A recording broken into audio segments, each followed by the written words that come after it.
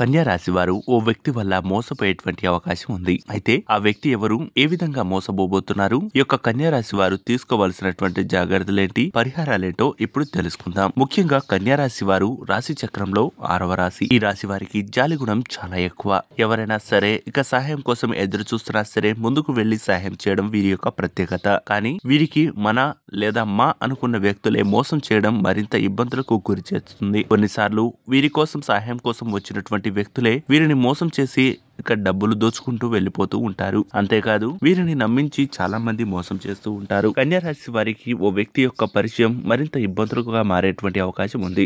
కొంతమంది ఇప్పటికే మోసపోయి తీవ్రమైనటువంటి నష్టాల్లో ఉంటున్నారు. కొంతమంది ఇక మధ్యవర్తులుగా ఉండి డబ్బులు ఇప్పించి అప్పుల పాలవ్వడం ఇక మరింత ఇబ్బందులుగా మారవచ్చు. కాబట్టి ఆర్థిక పరమైనటువంటి విషయాల్లో గానీ, మీకు సంబంధించినటువంటి సీక్రెట్ విషయాలను గానీ వేరే వ్యక్తులతో పంచుకునేటువంటి ప్రయత్నాలు అసలు చేయకూడదు. దీనివల్ల మీకు అనుకూలమైనటువంటి ఫలితాలే కాదు, శుభ ఫలితాలను పొందుకునేటువంటి అవకాశాలు ఉంటాయి. ఖచ్చితంగా మీరు ఇటువంటి వాటికి దూరంగా ఉండాలి. అలాగే శ్రీ సుబ్రహ్మణ్యేశ్వర స్వామి యొక్క ఆరాధన మీ జీవితాన్ని మరింత ముందుకు తీసుకెళ్లడానికి ఇక జీవితానికి తోడ్పడుతుందనేది మాత్రం మర్చిపోవద్దు. అలాగే ఈ రాశి వారికి ఇప్పటి వరకు ఉన్నటువంటి బాధలు మొత్తం తొలగిపోవాలి అంటే దగ్గరలో ఉన్నటువంటి శివాలయానికి వెళ్లి మీరు నరదిష్టి, నరఘోష వంటివి ఇక పూర్తిగా తొలగిపోయే విధంగా శనిగ్రహ పూజను చేపించుకున్నట్లయితే శుభ ఫలితాలను పొందుకోవచ్చు.